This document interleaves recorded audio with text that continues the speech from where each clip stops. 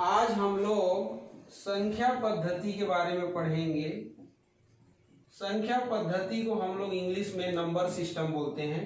संख्या पद्धति में पहली संख्या होती है प्राकृत संख्याएं।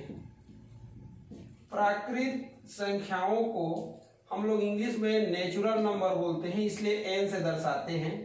और एक से लेकर के अनंत तक की संख्याओं का जो समुच्चय होता है उसको हम लोग प्राकृत संख्या बोलते हैं। देखिए यहाँ पर एक से लेकर अनंत तक का ये क्या है, समुच्चय है, इसको हम लोग क्या बोलेंगे, प्राकृत संख्या।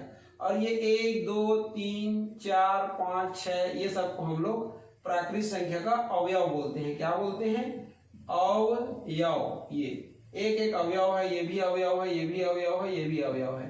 तो एक से लेकर अनंत तक की जो अवयव हैं या जो संख्याएं हैं उसके समुच्चय को या उसके समूह को हम लोग क्या बोलेंगे, प्राकृत संख्या बोलेंगे। ठीक है। अब दूसरा होता है इसमें पूर्ण संख्याएं। पूर्ण संख्याओं को हम लोग इंग्लिश में बोलते हैं होल नंबर, इसलिए इसको W से प्रदर्शित करते हैं। अगर प्राकृत संख्याओं में 0 को शामिल कर दिया जाए ये, तो जो संख्याओं का समुच्चय बनता है उसको हम लोग क्या बोलेंगे, पूर्ण संख्याएं बोलेंगे। ये देखिए, ये प्राकृत संख्या है, इसमें 0 को क्या कर दिया गया, शामिल कर दिया गया, तो नया जो संख्याओं का समुच्चय बना उसको हम लोग बोले पूर्ण संख्याएं। अब देखिए तीसरा देखते हैं। तो तीसरा होता है पूर्णांक संख्याएं। तो पूर्णांक संख्याओं को हम लोग इंग्लिश में बोलते हैं इंटीजर, इसलिए या तो I से या Z से इसको प्रदर्शित करेंगे। और ये क्या होता है ये देखेंगे।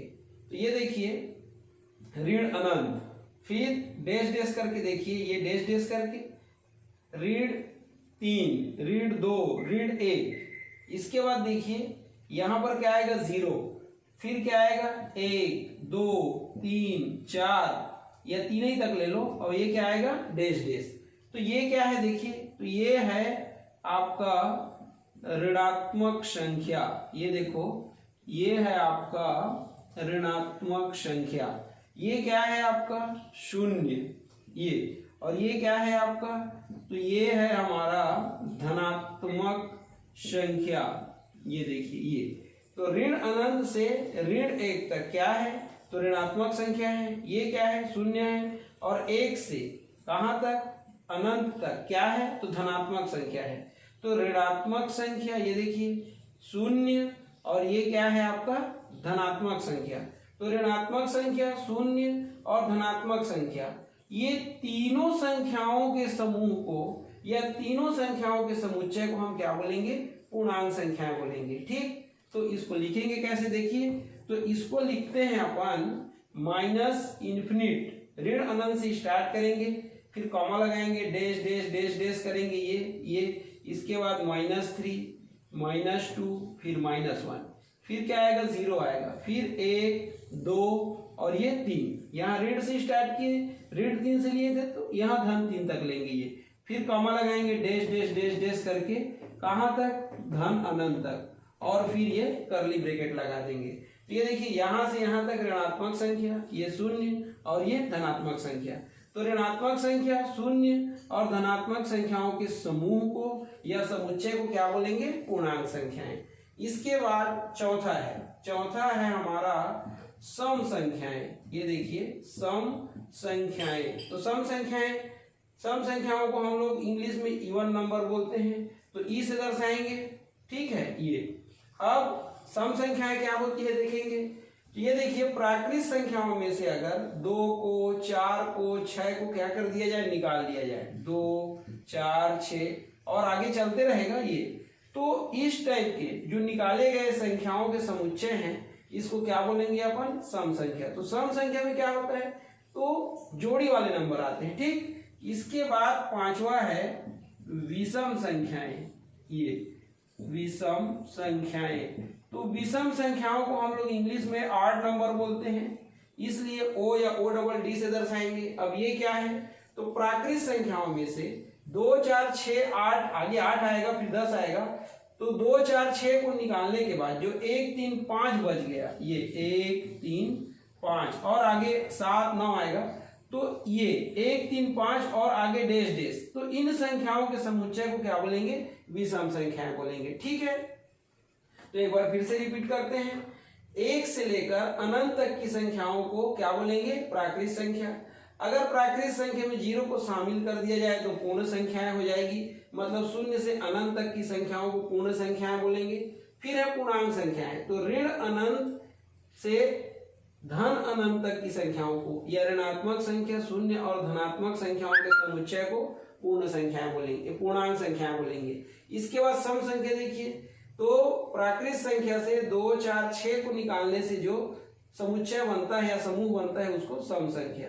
इसके बाद प्राकृत संख्याओं में 2 4 6 को निकालने के बाद जो 1 3 5 और आगे 7 9 बचा है, ऐसी संख्याओं के समुच्चय को विषम संख्या बोलेंगे। ठीक है, चलिए आगे देखते हैं। 6 है हमारा, ये 6वां नंबर है हमारा, क्या? ये है अभाज्य संख्याएं। क्या है? अभाज्य संख्याएं। ये अभाज्य संख्याओं के बारे में अपन देखेंगे। तो अभाज्य संख्याएं क्या है ये देखते हैं। अभाज्य संख्या को हम लोग इंग्लिश में प्राइम नंबर बोलते हैं, इसलिए पी से इसको दर्शाएंगे। ठीक है, अब अभाज्य संख्याओं को देखते हैं। अभाज्य संख्याएं क्या होती हैं? अभाज्य संख्या मतलब प्राइम नंबर। तो ये देखिए 2 3 5 7 11, आगे डैश डैश रहेगा ये, तो 2 3 5 7 11 डैश डैश, इन संख्याओं के समुच्चय को अपन अभाज्य संख्या बोलते हैं। तो क्यों इसको अभाज्य संख्या बोलते हैं ये अपन देखेंगे। तो आप 2 को देखिए, 2 1 से विभाजित होगा, ये 1 से विभाजित हो जाएगा, और 2 किससे विभाजित होगा? 2 से भी विभाजित हो जाएगा। ये देखिए, ये देखिए यहाँ पर आप ये 2 जो है 1 और 2 से क्या हो रहा है? विभाजित हो रहा है। वैसे 3 को देखिए, 3 1 से विभाजित हो जाएगा और 3 से विभाजित हो जाएगा। ये देखिए ये ठीक है।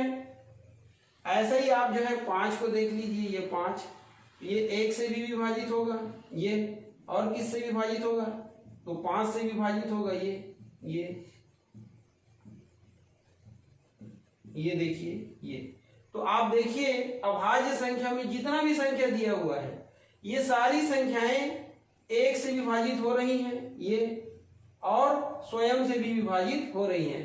तो ऐसी संख्याएं जो 1 से भी विभाजित होती हैं और स्वयं से विभाजित होती हैं, इन संख्याओं के समुच्चय को क्या बोलते हैं? अभाज्य संख्याएं बोलते हैं। या दूसरे शब्दों में बोलें तो अभाज्य संख्याएं केवल 2 ही संख्याओं से विभाजित हो सकती है, पहला 1 से और दूसरा स्वयं से।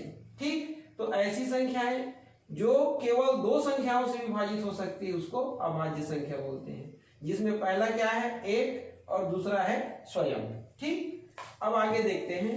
तो आगे है हमारा 7वां, ये हो जाएगा अभाज्य के बाद भाज्य संख्याएं। ये तो भाज्य संख्याओं को हम लोग क्या बोलते हैं? तो भाज्य संख्याओं को कंपोजिट नंबर बोलते हैं। तो कंपोजिट नंबर में क्या क्या आएगा? तो कंपोजिट नंबर में आ जाएगा 4 6 8 9 10 भी आ जाएगा, डैश डैश कर देते हैं ये। तो 4 को देखिए, 4 1 से भी विभाजित होगा, 4 जो है 2 से भी विभाजित होगा, और 4 जो है 4 से भी विभाजित होगा। ये देखिए ये, तो 4 जो है कितने? 1 2 3 संख्याओं से विभाजित हो रहा है। ऐसे आप 6 को ले लीजिए, तो 1 से विभाजित होगा, 2 से विभाजित होगा और 3 से विभाजित होगा। ये ठीक है। तो यहां पर देखिए भाज्य संख्याओं में जितनी भी संख्याएं दी हुई है वो सारी संख्याएं 1 से 2 विभाजित हो रही है, स्वयं से भी विभाजित हो रही है। देखिए 1 से विभाजित हो रही है, स्वयं से भी विभाजित हो रही है। 1 और स्वयं के अलावा भी ऐसी संख्या है जिससे विभाजित हो रही है। कहने का मतलब भाज्य संख्याएं वे संख्याएं होती हैं जो 1 और स्वयं के अलावा भी अन्य संख्याओं से विभाजित होती हैं। दूसरे शब्दों में बोले तो भाज्य संख्याएं वे संख्याएं होती हैं जो 2 से अधिक संख्याओं से विभाजित होती हैं। जैसे कि देखिए 1 2 3 संख्याओं से विभाजित हुआ, ये भी 3 संख्याओं से विभाजित हुआ। 8 को लेंगे तो 1 से भी विभाजित होगा, 2 से भी विभाजित होगा, 4 से भी विभाजित होगा और 8 से भी विभाजित होगा। तो 8 4 संख्याओं से विभाजित हुआ, तो 4 जो है 3 संख्याओं से विभाजित हो रहा है, 6 भी 3 संख्याओं से विभाजित हो रहा है, 8 4 संख्याओं से विभाजित हो रहा है। इस प्रकार से भाज्य संख्याएं वे संख्याएं होती हैं जो 2 से अधिक, 3 4 5 कुछ भी हो सकता है, तो 2 से अधिक संख्याओं से क्या होती हैं, विभाजित होती है। ठीक, अगला है हमारा परिमेय संख्या। परिमेय संख्या, परिमेय संख्या का नंबर कौन सा है, तो परिमेय संख्या का नंबर है 8। ये तो परिमेय संख्या क्या होता है ये देखेंगे। तो परिमेय संख्या को हम लोग इंग्लिश में रेशनल नंबर बोलते हैं। ठीक, यहां पर हम लोग इसको क्यू से दर्शाएंगे या डिनोट करेंगे ये। ठीक, परिमेय संख्या ऐसी संख्या होती है जिसको हम p बटे क्यू के रूप में लिख सकते हैं। कहने का मतलब अंश बटे हर के रूप में लिख सकते हैं, लेकिन यहां पर कंडीशन होता है ये q का मान जो है 0 नहीं होना चाहिए। ठीक, तथा या जहां लिख सकते हैं ये, जहां या तथा लिख सकते हैं p व q क्या है, तो p व q पूर्णांक, ये पूर्णांक संख्याएं हैं या पूर्णांक संख्या है ये। तो देखिए परिमेय संख्या क्या होता है, तो ऐसी संख्या जिसको p बटे q के रूप में लिख सकते हैं, लेकिन q का मान 0 नहीं होना चाहिए। ठीक, और p और q क्या है, तो पूर्णांक संख्या है। तो पूर्णांक संख्या हम लोग देखे हैं, ये इंटीजर क्या होता है ये, तो माइनस इन्फिनिट, ये फिर क्या होता है डैश डैश डैश डैश, -3 -2 -1 फिर 0 फिर 1 फिर 2 फिर 3 डैश डैश और ये प्लस इन्फिनिट। ये तो ये क्या है आपका, तो ये है आपका पूर्णांक संख्या। ठीक, तो इसमें से कोई भी दो संख्या को लीजिए और p और q की जगह आप रख दीजिए, तो क्या बन जाएगा, परिमेय संख्या। जैसे कि देखिए ये नियम है, ये किसका नियम है, परिमेय संख्या बनाने का। ठीक, और p और q क्या है, तो p और q पूर्णांक है, तो यही सब पूर्णांक संख्या है। इसमें से किसी को भी लीजिए, चलिए इसको ले लीजिए, तो ये -3 p की जगह, q की जगह इसको ले लीजिए, ये तो ये क्या बन गया, तो ये बन गया परिमेय संख्या। ये क्या बन गया, परिमेय संख्या। ये दूसरा ले लीजिए, ये p और q की जगह में, p की जगह में -1 को ले लीजिए ये। ठीक है, और q की जगह में किसको ले लीजिए, 3 को ले लीजिए, ये 3 को ले लीजिए। ठीक, तो ये क्या बन गया, तो ये बन गया परिमेय संख्या। क्या बन गया, परिमेय संख्या ये। ठीक है, ये परिमेय संख्या बन गया। अब मान लीजिए तीसरा, आप p की जगह किसको ले लीजिए, तो -2 को ले लीजिए, ये p की जगह, q की जगह किसको लेंगे, तो q की जगह 0 को अगर ले लिया तो ये परिमेय संख्या नहीं होगी। ये जो है परिमेय संख्या नहीं होगी। ये क्यों नहीं होगी, क्योंकि देखिए कंडीशन को, ये कंडीशन दिया है कि q का मान 0 नहीं होना चाहिए, यहाँ पर q का मान क्या हो गया, 0 हो गया, इसलिए ये परिमेय संख्या नहीं होगी। इस बात को याद रखना। अब अगर आपसे क्वेश्चन कर दिया जाए कि क्या 6 जो है एक परिमेय संख्या है, तो हर संख्या के नीचे में 1 रहता है। ठीक, इसलिए देखो ये क्या हुआ, पूर्णांक, और ये भी क्या हुआ, पूर्णांक, इसलिए ये परिमेय संख्या होगी। अगर आपसे पूछ दिया जाए कि 0/1 परिमेय संख्या है, तो बिल्कुल 0/1 परिमेय संख्या होगी। क्यों, क्योंकि ये भी पूर्णांक है और ये भी पूर्णांक है। तो ऐसे आपको जवाब देना है। ठीक, अब हम लोग अपरिमेय संख्या के बारे में पढ़ेंगे। ये देखिए अपरिमेय संख्या, ये अपरिमेय संख्या को भी हम लोग c से दर्शा सकते हैं। वैसे इरेशनल नंबर बोलते हैं तो i आना चाहिए, लेकिन c से दर्शाते हैं इसको। ठीक, तो अपरिमेय संख्या क्या होता है, देखिए वर्गमूल 2, वर्गमूल 3, वर्गमूल 5, ये सब संख्याओं के समुच्चय को अपन क्या बोलते हैं, अपरिमेय संख्या बोलते हैं। ठीक है, अब चलिए हम लोग जितनी भी संख्याएं पढ़े हैं सभी संख्याओं को एक आरेख के द्वारा प्रदर्शित करेंगे। ठीक, तो आरेख में कैसे दर्शाएंगे, देखिए सबसे पहले हमने क्या पढ़ा, प्राकृत संख्या पढ़ा। ये देखो क्या पढ़ा हमने, प्राकृत संख्या। ठीक, प्राकृत संख्या में क्या था, तो प्राकृत संख्या में हमारा था 1 2 3 4 और डैश डैश अनंत तक। ठीक, तो ये हो गया हमारा प्राकृत संख्या। इसके बाद हमने क्या पढ़ा, तो इसके बाद हम लोग पढ़े हैं पूर्ण संख्या। क्या पढ़े हैं, पूर्ण संख्या। तो पूर्ण संख्या क्या होगा देखिए, तो पूर्ण संख्या बनाने के लिए हम क्या किए, इसमें जीरो को शामिल कर दिए, तो 0 1 2 3 4 ये, और आगे डैश डैश डैश डैश ये, तो ये हमारा पूर्ण संख्या हो जाएगा। इसके बाद देखते हैं, तो पूर्ण संख्या के बाद हमने क्या देखा, तो इसके बाद हमने देखा पूर्णांक, ठीक। तो पूर्णांक क्या था, तो -3 -2 -1, इसके बाद 0, फिर 1, फिर 2 और फिर 3, ये इधर भी डैश डैश डैश डैश था और इधर भी डैश डैश डैश डैश था ये, तो इसको हमने क्या बोला, तो इसको हमने बोला पूर्णांक संख्या, ठीक है।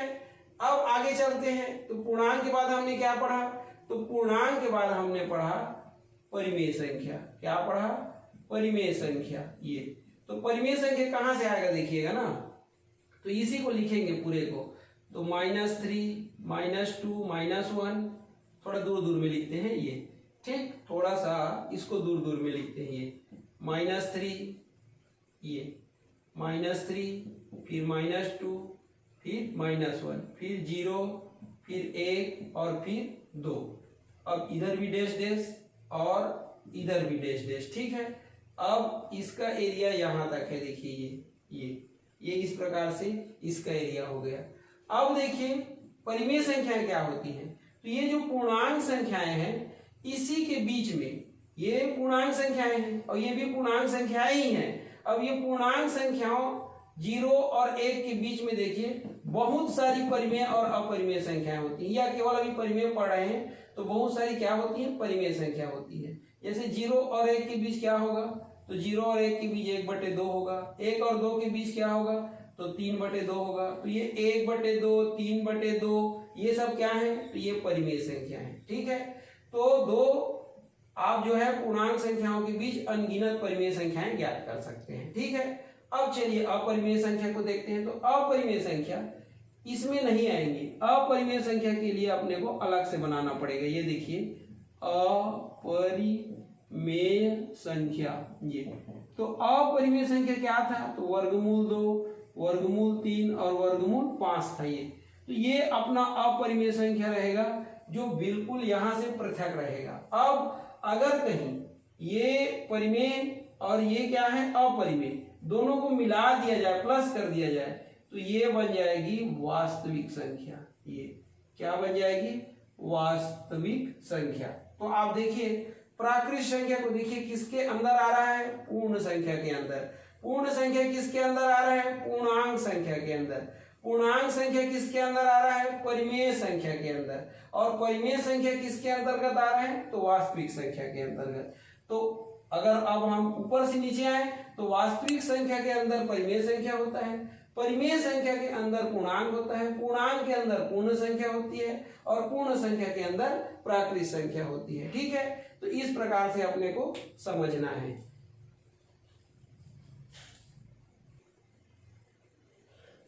अब हमारे पास कुछ प्रश्न हैं, जैसे कि प्रश्न पहला है, ये देखिए सबसे छोटी प्राकृत संख्या। ये तो सबसे छोटी प्राकृत संख्या क्या होगी, तो सबसे छोटी प्राकृत संख्या होगी हमारा 1।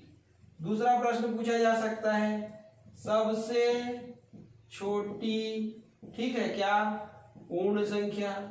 तो सबसे छोटी पूर्ण संख्या क्या होगी, तो 0 होगी, ठीक है। इस प्रकार से आपको बतलाना है। तीसरा प्रश्न पूछा जा सकता है 0/1 पूर्णांक संख्या, ये एक मिनट ना, ये अब इसके बाद है जैसे कि नेक्स्ट क्वेश्चन है ये 0/1 परिमेय संख्या। ये परिमेय संख्या है कि नहीं, ये प्रश्न आपसे पूछ दिया गया, तो आपका आंसर क्या होगा, तो आंसर होगा आपका हाँ। क्यों, क्योंकि इसको P/Q के रूप में लिखा गया है, ठीक। और P क्या है, तो P का मान कितना है, देखिए तो P का मान 0 है और Q का मान कितना है, 1 है, ठीक है।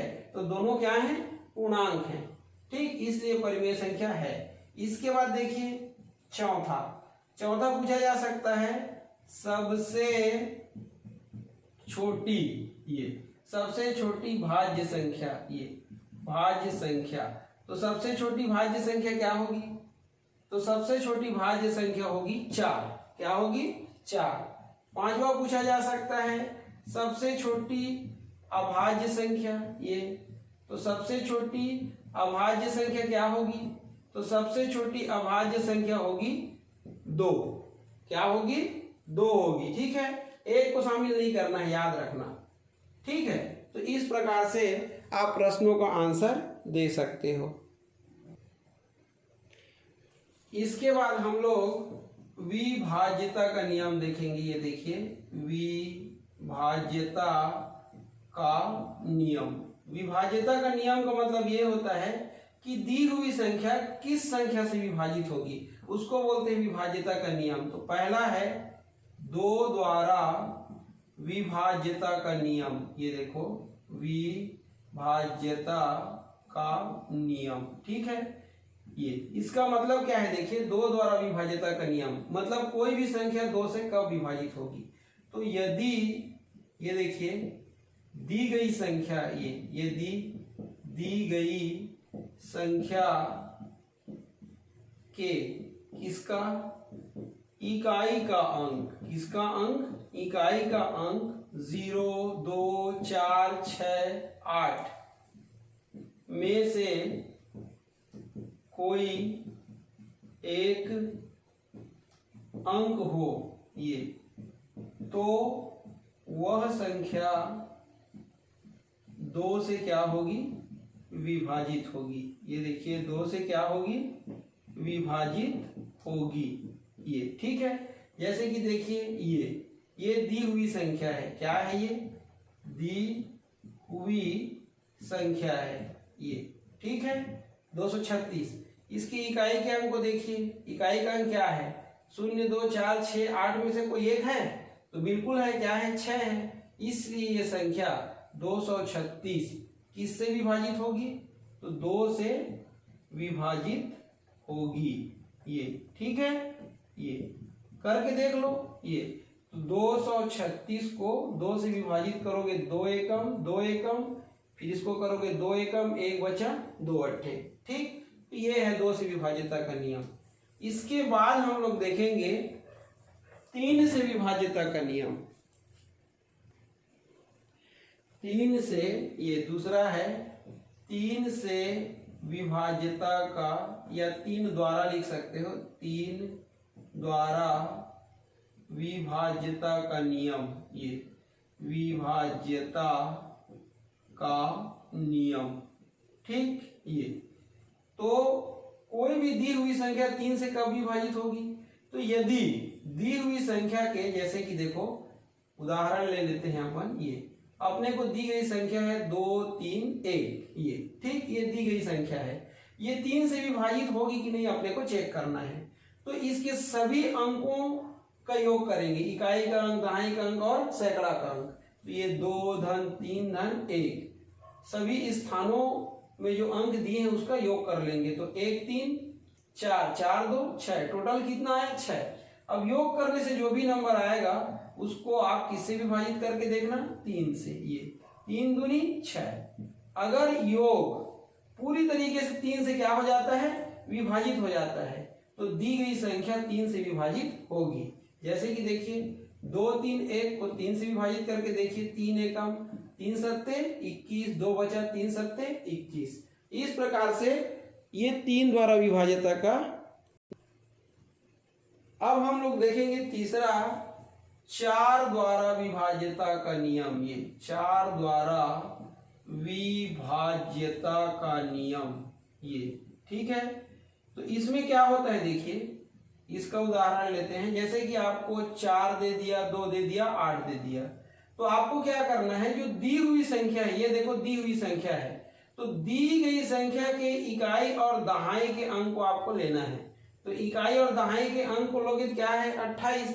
अब इसको 4 से क्या करके देखना? विभाजित करके देखना। 4 एकम 4 सत्ते 28। अगर इकाई और दहाई का अंक 4 से विभाजित हो जाता है तो दी गई संख्या 4 से विभाजित होगी। देखो 4 एकम 4 एकम 4 शून्यम 4 सत्ते। तो इस प्रकार से ये 4 द्वारा विभाज्यता का नियम है। इसके बाद है अगला, कौन सा है? चौथा। किसके द्वारा?